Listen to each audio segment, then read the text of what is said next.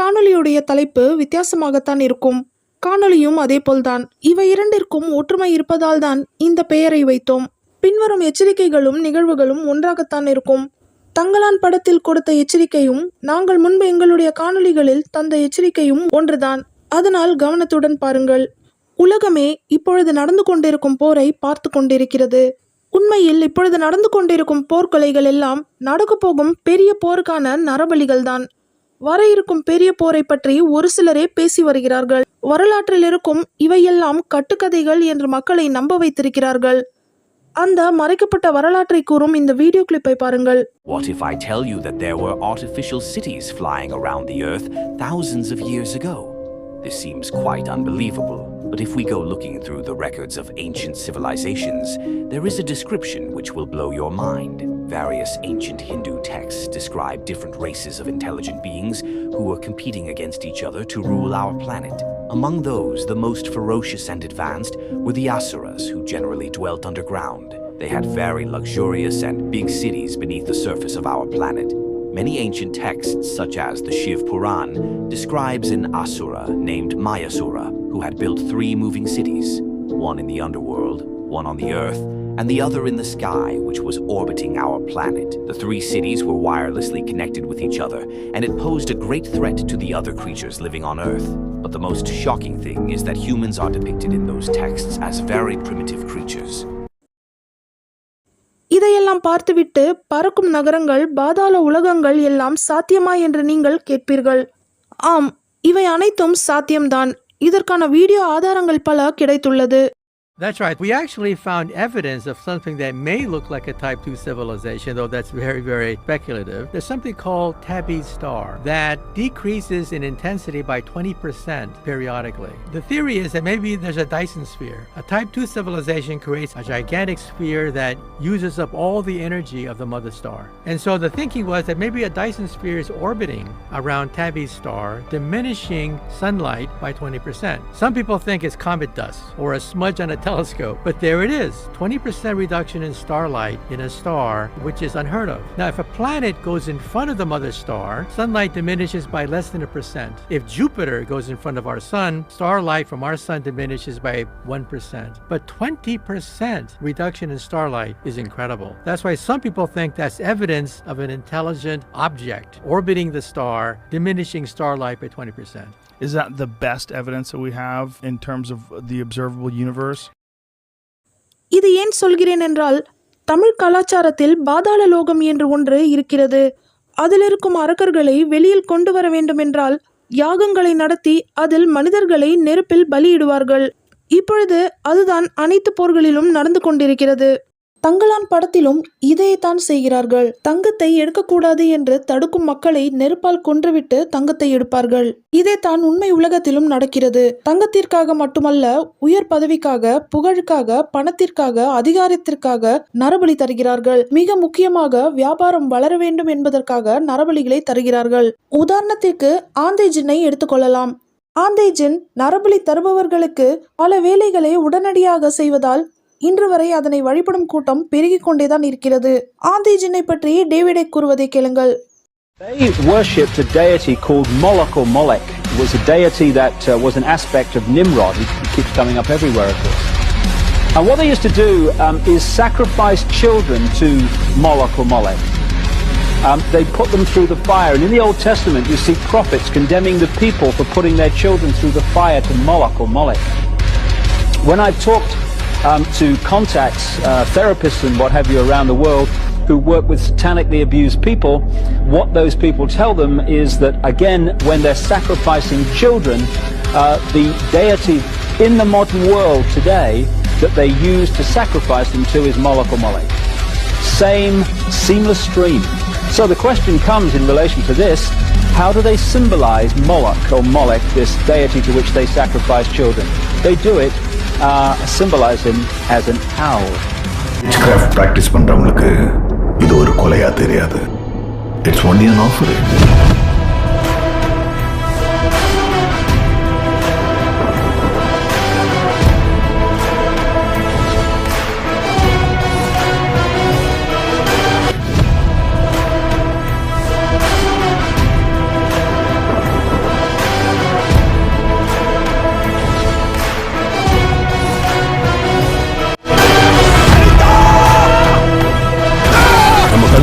சமூகம் அழிவை நோக்கி போயிட்டு இருக்கு தெரிஞ்சும் நம்ம எல்லாம் அமைதியா இருக்கோம் பாருங்க.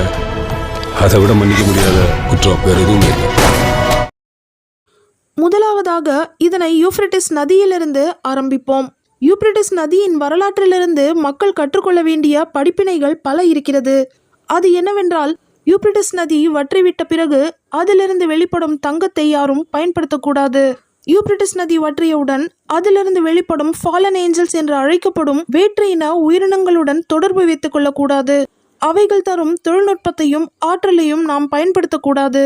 நீங்கள் கூறும் இவையெல்லாம் புராண கதைகள் போல் உள்ளதே, இதெல்லாம் இன்றளவில் சாத்தியமா என்று கேட்பவர்கள் இந்த வீடியோ கிளிப்பை தொடர்ந்து பாருங்கள்.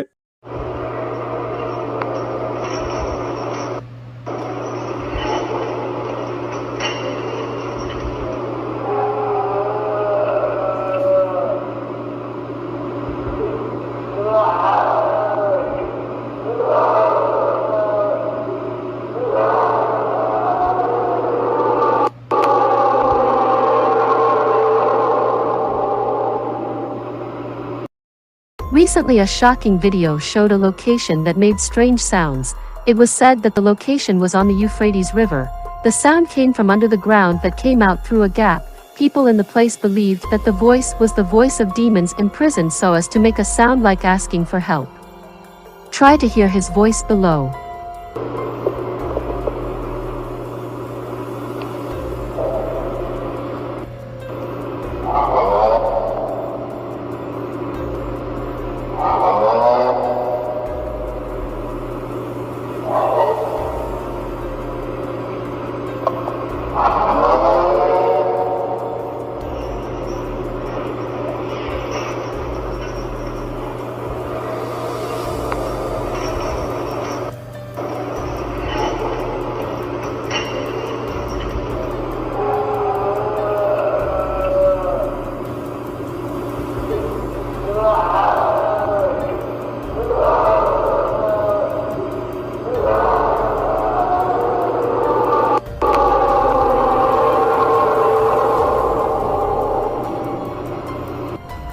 Anyone who hears it will certainly goosebumps and amazed astonishment.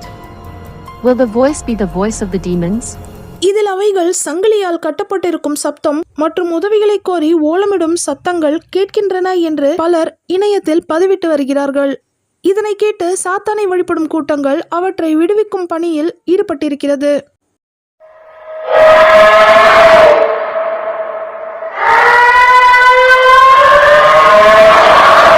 Euphrates நதி வற்றி தங்கமலை ஒன்றை அது வெளிப்படுத்தும். அதற்காக மக்கள் சண்டையிட்டுக் கொள்வார்கள்.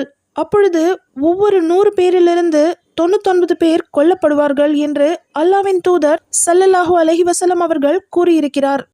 இதைத்தான் இப்பொழுது சாத்தான் கூட்டம் தங்கலான் படத்தின் மூலம் கூறுகிறது. பூமிக்கு அடியில் இருந்து தோண்டி எடுக்கப்பட்ட தங்கம் மரணத்தை தரும் என்று. அது மட்டுமல்லாமல் தங்கலான் படத்தில் பல உண்மைகளையும் பொய்களையும் சேர்த்து திரித்து கூறியிருக்கிறார்கள். அதாவது, இந்த சபிக்கப்பட்ட தங்கம் மக்களிடம் போய் சேரக்கூடாது என்று ஒரு காட்டுவாசி கூட்டம் பாதுகாக்கும். அந்த கூட்டத்திற்கான தலைவி ரெட் குயின், அதாவது காளி. அவர்களிடமிருந்து தங்கத்தை கொள்ளையடிக்க வரும் சிவப்பு நிற உடைகளை அணிந்த பிரிட்டிஷ் படை. அவர்களுக்கு உதவி செய்யும் தேல் முத்திரை அணிந்த விக்ரம். இதில் நீங்கள் கவனிக்க வேண்டியது, இந்த படத்தில் இரு தரப்பினரும் வில்லன்கள்தான். ஆரம்பத்திலிருந்தே விக்ரமை இன்னொரு பிரிட்டிஷ் பாஸ்டர் இவன் ஒரு சாத்தான் என்று கூறி வருவான். இப்பொழுது நாங்கள் இன்னொரு காணொளியில் பிரிட்டிஷையும் தேலையும் சேர்த்து குறிப்பிடும் ஒரு வீடியோவை பதிவிட்டிருந்தோம். அந்த காணொளியில் அனுமோகன் தமிழ்நாட்டில் எரிமலை வெடிக்கும், சுனாமி வரும் என்று குறிப்பிட்டிருந்தது உங்களுக்கே தெரியும். இதில் நீங்கள் கவனிக்க வேண்டியது, இந்த 2 வீடியோ கிளிப்பிற்கும் தங்கலான் படத்திற்கும் யூப்ரட்டிஸ் நதிக்கும் தொடர்பு இருக்கிறது. இவை மூன்றுமே மிகப்பெரிய அளவில் மனித இழப்பை கூறுகின்றது. இதன் பின்னால் இருக்கும் ஜின்களின் பெயர்களையும் உருவங்களையும் பாருங்கள். அது உங்களுக்கு தெரிந்தவைகளாகத்தான் இருக்கும். இருப்பினும் தமிழ் பெயர்களை நாங்கள் இதில் குறிப்பிடப் போவதில்லை. முதலில் வருவது சமயசா, சிங்கமுகத்தை கொண்ட ஜின். இரண்டாவது அபடன், பாதி மனித உடலும் பாதி தேல் உடலும் கொண்டது. மூன்றாவது பெல்ஃபொகர், இது பாம்பு உருவத்தை கொண்ட ஃபாலன் ஏஞ்சல் ஆகும். நான்காவது பால்தசார், இது நாய் உருவத்தை கொண்டது, நாய் மனிதன் என்று கூறலாம். இது 4 பற்றித்தான் பைபிளில் குறிப்பிடப்பட்டுள்ளது. 5வது டெட் சி ஸ்க்ரோல்ஸில் கூறப்பட்டிருக்கிறது. அதன் பெயர் ஆஸ்மோடஸ். இதனுடைய உருவத்தை விளக்கினால் அது உங்களுக்கு ரெட் கேயாஸ் போன்று தோன்றும். இப்போது யூப்ரட்டிஸ் ஆறு வற்றிய இடத்தில் இந்த ரெட் கேயாஸ் உயிரினம் கிடைத்துள்ளது. இப்பொழுது கூறப்பட்ட ஃபாலன் ஏஞ்சல்ஸ் வெவ்வேறு காலகட்டங்களில் வெவ்வேறு நாகரிகங்களில் வணங்கப்பட்டிருக்கிறது. இதை வெவ்வேறு பெயர்கள் கொண்டு அழைப்பார்கள். ஐந்தாவதான ரெட் கேயாஸை விளக்க தெரியாமல் அதனை குறிப்பிடவில்லை. இவைகள் பார்ப்பதற்கு தான் மிருகம் போல் இருக்குமே தவிர அறிவாலும் ஆற்றலாலும் மிகவும் சக்தி வாய்ந்தது. இவற்றை தங்கலான் படத்தில் சிம்பாலிசம் மூலம் காண்பித்திருக்கிறார்கள். இவை மக்களுக்கு பல கலைகளை கற்றுத்தரும். யாருக்கு கற்றுத்தரும் என்று கேட்டால் அவைகளை கடவுளாக வணங்குபவர்களுக்கு கற்றுத்தரும். அறியாமையில் இருக்கும் மக்களை அது கொன்று குவிக்கும். இதில் இருக்கும் ஒரு நுட்பமான அறிவியல் மற்றும் ஆன்மீக விஷயத்தை நீங்கள் கவனிக்க வேண்டும். அது என்னவென்றால், இஸ்லாமிய மார்க்கத்தில் தங்கத்தை ஆண்கள் பயன்படுத்தக்கூடாது என்று கூறப்பட்டிருக்கிறது.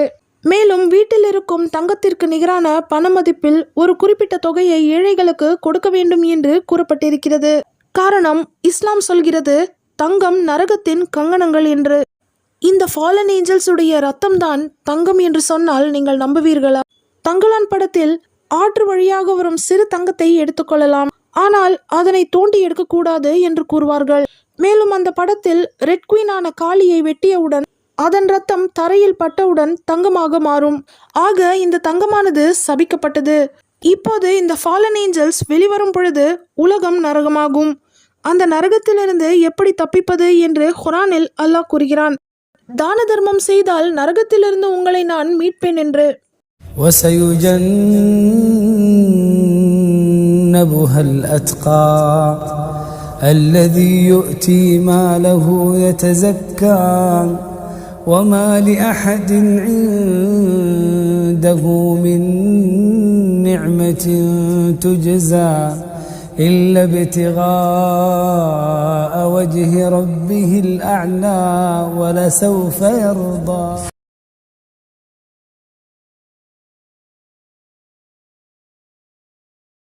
இந்த மனித இழப்பை வரலாற்றுடன் நாம் ஒப்பிட்டு பார்க்க வேண்டும்.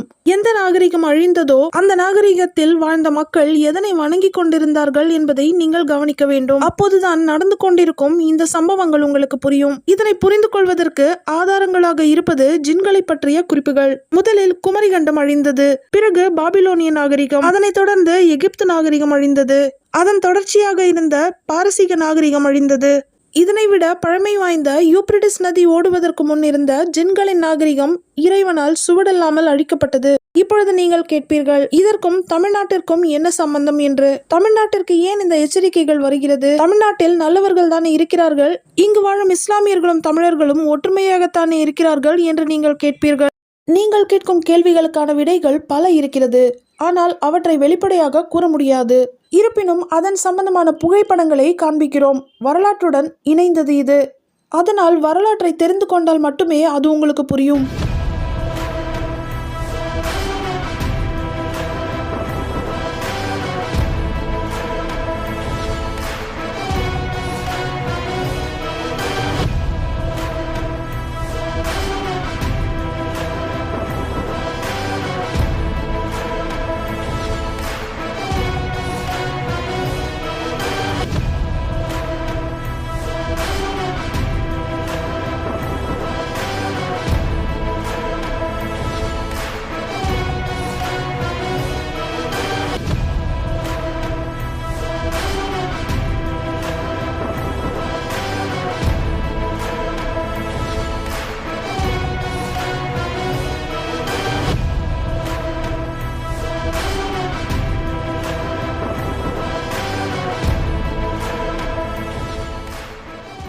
இதனுடைய அர்த்தங்களை புரிந்து கொள்ள விரும்புபவர்கள் மெம்பர்ஷிப்பில் இணைந்து கொள்ளுங்கள்.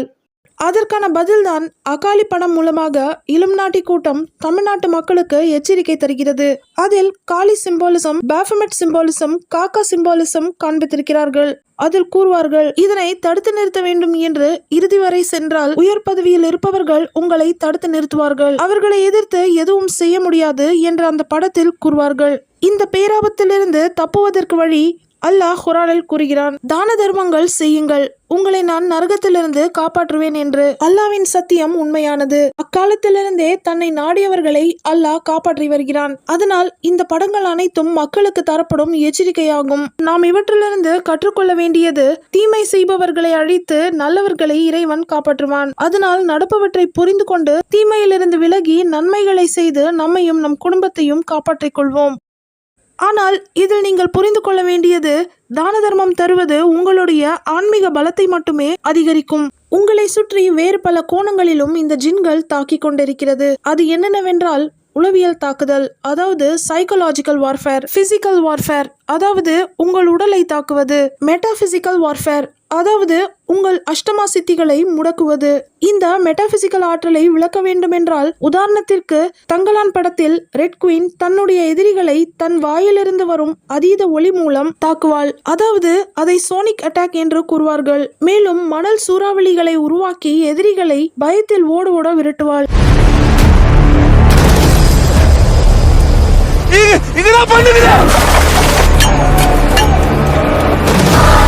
வாழ்க்கை எல்லாம் வெட்ட வெளிச்சு போயிடும். இங்க பொண்ணு எடுக்கிறது நம்ம உயிரை நாமே எடுக்கிறதுக்கு சமம். சொன்ன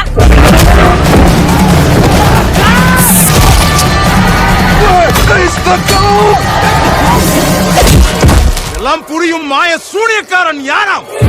சூனியக்காரன் இல்ல சங்கோடு, சூனியக்காரி ஆரத்தி. அவதான் உண்மை இல்லையே.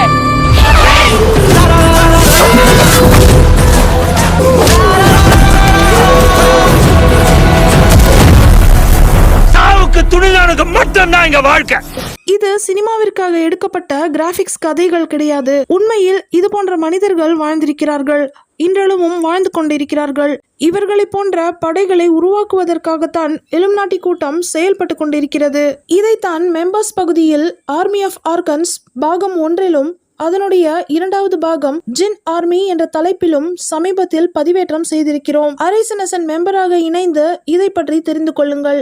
இவ்வகையான படைகளுடன் போரிட வேண்டுமென்றால் ஆண்கள் உடல் பலத்துடனும் ஆன்மீக ஆற்றலுடனும் இருக்க வேண்டும். இவை இரண்டையும் முடக்கும் ஆற்றல் தங்கத்திற்கு இருப்பதால் தான் இஸ்லாமிய மார்க்கத்தில் ஆண்கள் தங்கம் அணிவது ஹராமாக்கியுள்ளது.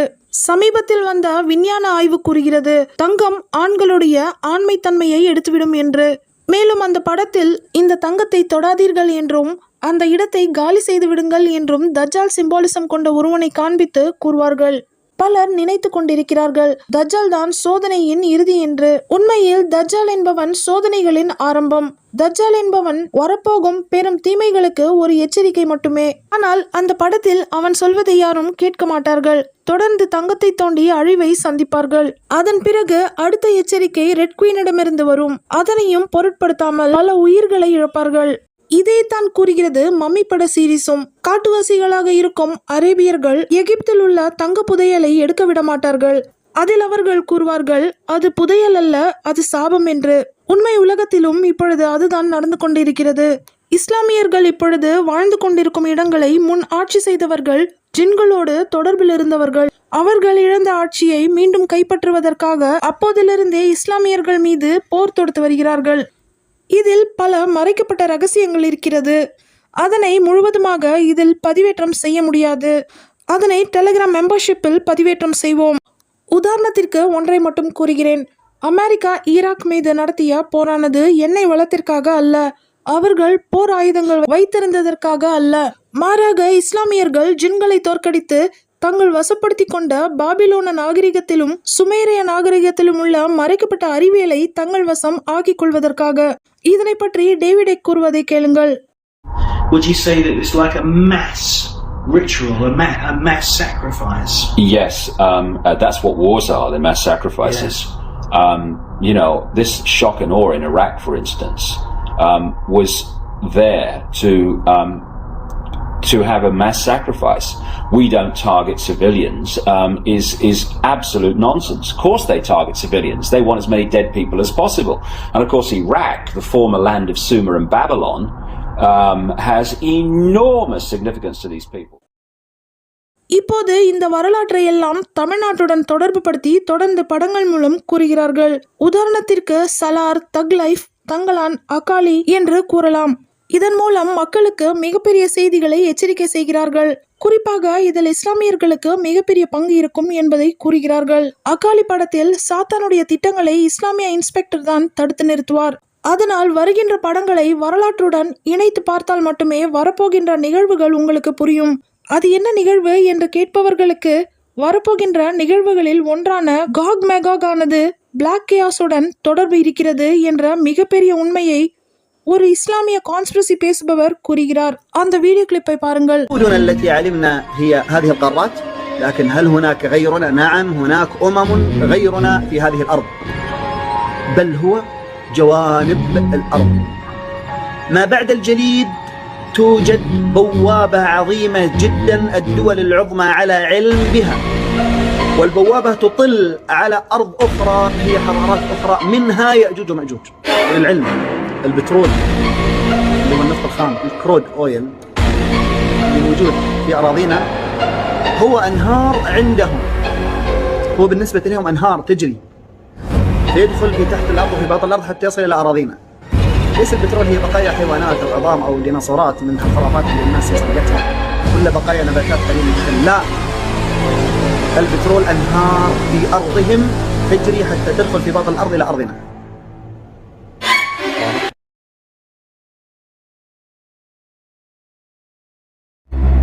I feel it. The darkness stirs again, as it always does. But this time, I am ready.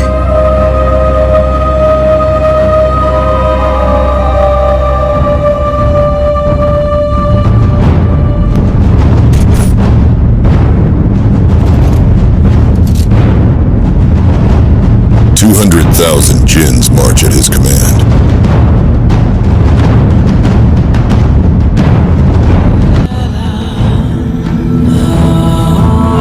But now, we stand on the edge of the final battle. His warriors trust him with their very souls.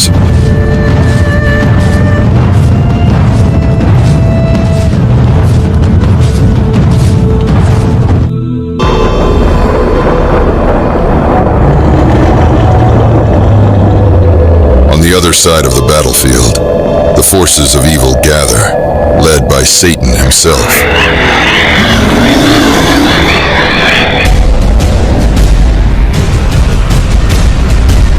Today, we stand together against the greatest evil the universe has ever known.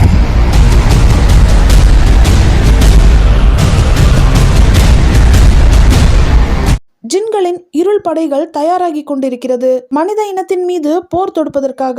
பார்ப்பதற்கு படம் போல்தான் இருக்கும். Illuminati வரலாறு தெரிந்தால் மட்டுமே இது உங்களுக்கு புரியும். பல வரலாற்று உண்மைகள் தற்பொழுது நடக்கும் நிகழ்வுகளுடன் டாட் கனெக்ட் செய்யும் பொழுது சென்சார் ஆகிவிடுகிறது. சென்ற காணொளி சென்சார் ஆகிவிட்டதால் தான் அதற்கு பதிலாக மீண்டும் வேறொரு காணொளியை செய்து பதிவேற்றம் செய்திருக்கிறோம். அதற்காக தான் இவ்வளவு காலதாமதம் ஆகிவிட்டது. இந்த காக் மேகாக் காணொளியை மெயின் சேனலில் பதிவேற்றம் செய்வதற்காகத்தான் தயார் செய்து கொண்டிருக்கிறோம். இன்ஷா அல்லாஹ் பதிவேற்றம் செய்வோம். சென்சார் ஆகிவிட்டால் டெலிகிராம் மெம்பர்ஷிப்பில் பதிவேற்றம் செய்வோம். இந்த வீடியோவை பார்த்து நீங்கள் புரிந்து கொள்ள வேண்டியது என்னவென்றால், காலம் செல்ல செல்ல இஸ்லாமியர்களுக்கு கடமைகள் அதிகரிக்கும். அவற்றை சமாளிப்பதற்கும் வெற்றி கொள்வதற்கும் இஸ்லாமியர்கள் மென்மேலும் அறிவை வளர்த்து கொள்ள வேண்டும். இஸ்லாமியர்களுக்கு அறிவியலை ஆராய்ச்சி செய்ய வேண்டியது கடமையாகும். அதைத்தான் நாங்கள் இங்கு செய்து கொண்டிருக்கிறோம். ஒரு சிலவற்றை வெளிப்படையாகவும் ஒரு சிலவற்றை டெலிகிராம் மூலமும் கூறி வருகிறோம். பிளாக் கேயாஸ் போன்ற சப்ஜெக்டின் தகவல்களை தெரிந்து கொள்ள வேண்டும் என்பவர்கள் டெலிகிராம் மெம்பர்ஷிப்பில் இணைந்து கொள்ளுங்கள். நீங்களும் அரைசனசன் மெம்பராக இணைந்து எங்களுக்கு ஆதரவு தாருங்கள். இதுவரை மெம்பர்ஷிப்பில் இணைந்து எங்களுக்கு ஆதரவு தரும் அனைவருக்கும் எங்களது நன்றிகளை தெரிவித்துக் கொள்கிறோம். இன்ஷா அல்லாஹ் மீண்டும் சந்திப்போம்.